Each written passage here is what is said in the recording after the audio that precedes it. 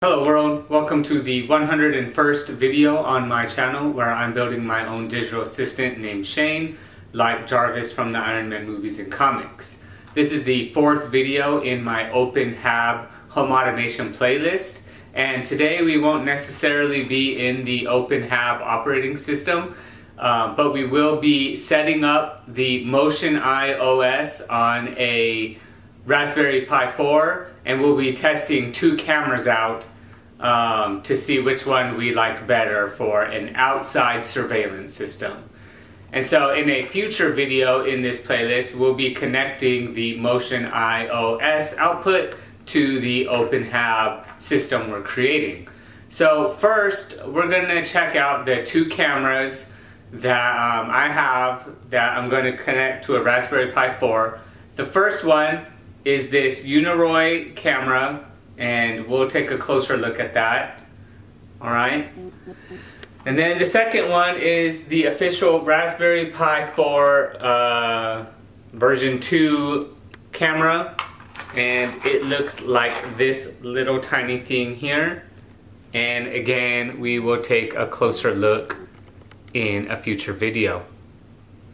So now we'll go into MotionEyeOS, look at the two different cameras, and then we will look at how to set up your own MotionEyeOS on a Raspberry Pi 4. So let's go and check out the two cameras. Alright, so now we're going to check the two cameras that we're looking at. So we have this Uniroy for Raspberry Pi camera, day and night vision. It's 1080p and has a 5 megapixel camera.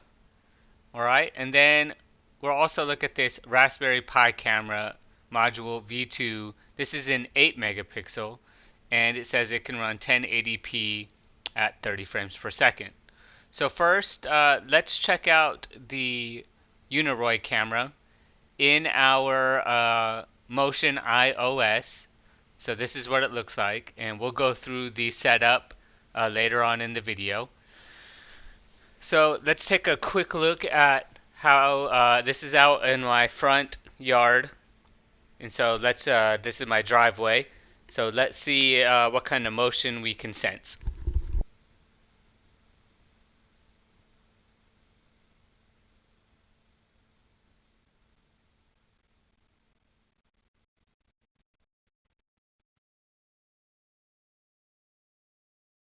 Alright, so that was just a random picture of something in my front yard.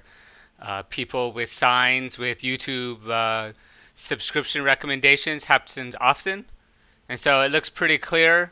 The video is most likely choppy if you're watching it, but it's pretty smooth on mine if I didn't have my recording software on. So that was the Uniroy camera. So now let's check out the Raspberry Pi camera, and then we'll check into how to set up your own system on MotionEyeOS. Okay, so we're back, and now let's check out the Raspberry Pi camera. You can't really tell a difference. So here is what the Raspberry Pi camera looks like. Now I have it balanced on the back of my car, so the angle is a little different. And let's see if we can see any random people walking by this time.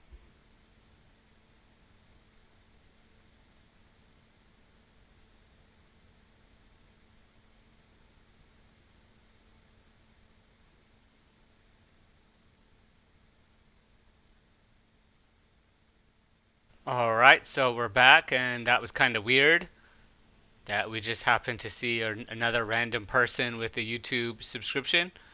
So it's not a big deal. I will probably use the Raspberry Pi version 2 camera because it is 8 megapixels, and you can take screenshots with your camera. And if I want to zoom in on something like a person's face, then you'll need more megapixels and better resolution. Alright, so now let's look at how to install your own cameras using MotionEyeOS and a Raspberry Pi 4. Alright, so now that we looked at both of those cameras and a little bit of what the MotionEyeOS looks like, now let's go into setting up your own MotionEyeOS on a Raspberry Pi 4. So first you're going to go to this GitHub download releases site, and you are going to, just like downloading anything, find either the latest release or the pre-release. I don't like pre-releases. I like latest release in green, but it's up to you what you want to do. So then you click Assets, and then you find the MotionEyeOS that's going to serve your need. So as you can see, it serves more than just the Raspberry Pi. I have a Raspberry Pi 4, so I downloaded it like that. Okay, so once it's done downloading, go to this and it should have a .xz file, and then you want to extract it. So just extract here. Okay, now you have a disk image file. So now what you do, and I can't do this on my laptop and record it at the same time, but you'll want to take your SD card and insert it into your laptop. Especially, you might have to use an adapter. Alright, and so I will leave a link to this and every website that I mention on here. So then you're going to download the Balena Etcher. Now I go over how to download a disk image file on Raspberry Pi 4 video. So I'll leave a card up here if you want to watch it. But basically, if you're messing with Raspberry Pis, you know how to do this because you've done it a lot. So first you're going to select the image. So make sure it's the image right here. Now we don't have the SD card plugged in. I can't do it from my recording laptop. But once it finds the removable drive, it'll automatically find for you. Then you hit flash. Okay? So now you have two options before we touch the Raspberry Pi. The first one is if you want to, you have to decide if you want to set up Wi-Fi automatically or connect your Raspberry Pi up to your router. I recommend the router because there are hardwire it into your router during the initial setup and then configure your Wi-Fi after. Because there seems to be a lot of questions and errors people have when trying to do it themselves. But if you like to do everything complicated, then you can pre-configure the Wi-Fi before it ever logs in. And this is good for Raspberry Pi Zero and Raspberry Pi Zero Ws who don't have Ethernet connections. So I have a Raspberry Pi 4 which has an Ethernet connection. So if you have one of these, then follow these instructions, but basically it's right here. You are going to create a .configure file and it will do it. So before you unplug your SD card, go to your drive. Oops. Go to your drive, find the removable hard drive, and then follow these directions here. But again, if you have a Raspberry Pi with an Ethernet connection, I recommend hooking it directly to your laptop. And then once you've done that, safely eject your SD card. Balena Etcher does it for you. But yeah, so now let's go to the Raspberry Pi 4. Alright, so here is the Raspberry Pi 4.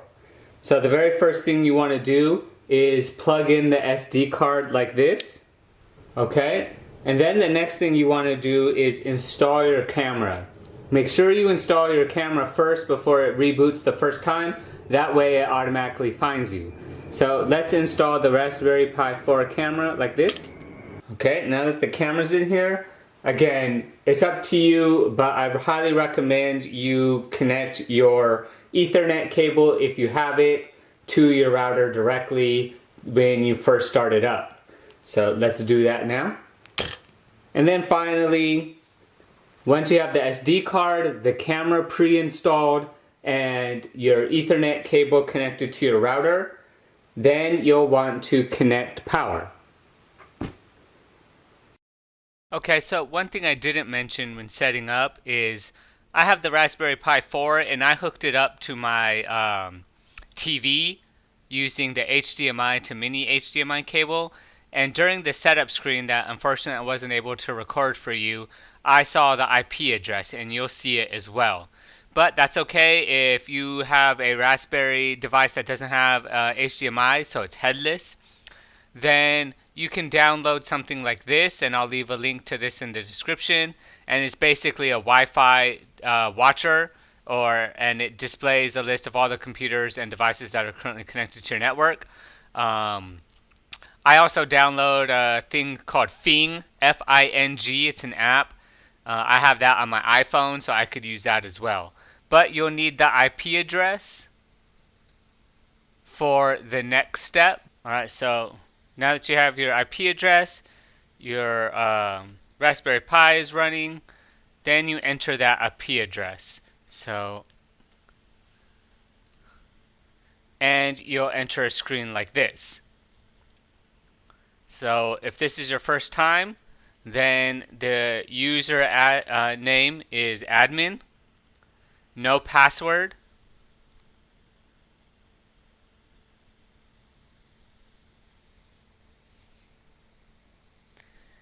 All right, so if it can't connect to your computer, so let's say yours looks like this.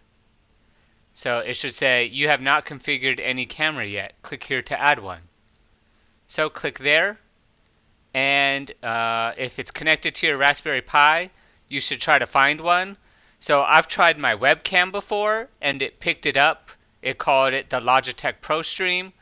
I installed that Uniroy and this Raspberry Pi one that you just saw, and it's this one right here. So click OK.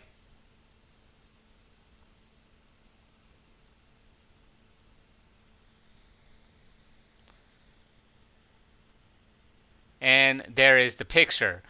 You see how super choppy it is compared to what you just saw? Well, you can change all of that here.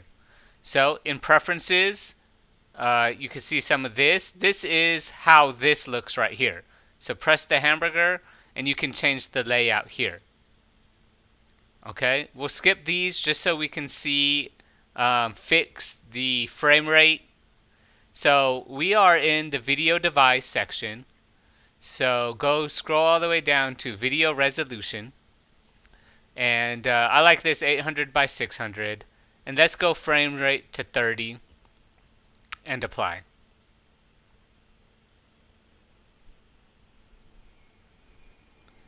Alright, now it should be much smoother. So let's click the hamburger button, and that is pretty smooth right here. Alright, so we won't go too much into this because I'm just going to leave it here until I figure out how to set it up with my OpenHAB playlist. But what you can do is, if this is your stopping point and you don't intend to connect it to your OpenHAB, you can play with the motion detection system here, right? So it says on. And then you can do this movies, switch this to on, and it will save it to your drive here. I'm going to turn that off.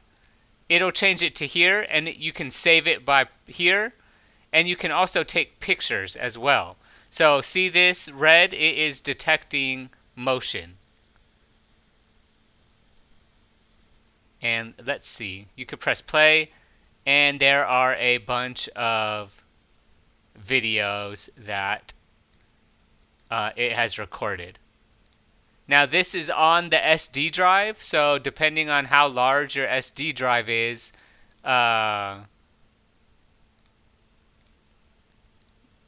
then you might fill up space quickly. I don't know. So let's turn this off, motion detection off, because I probably just saved even more just now. Nope. And then you can also screenshot too. So if I turn on still images to on and press apply, okay, so the red motion detection has turned off. And when you click off of it, you can press that right there. Take a snapshot. Okay. Now you can go to here, and there is my ugly face. So let's make sure there are no more movies. Great.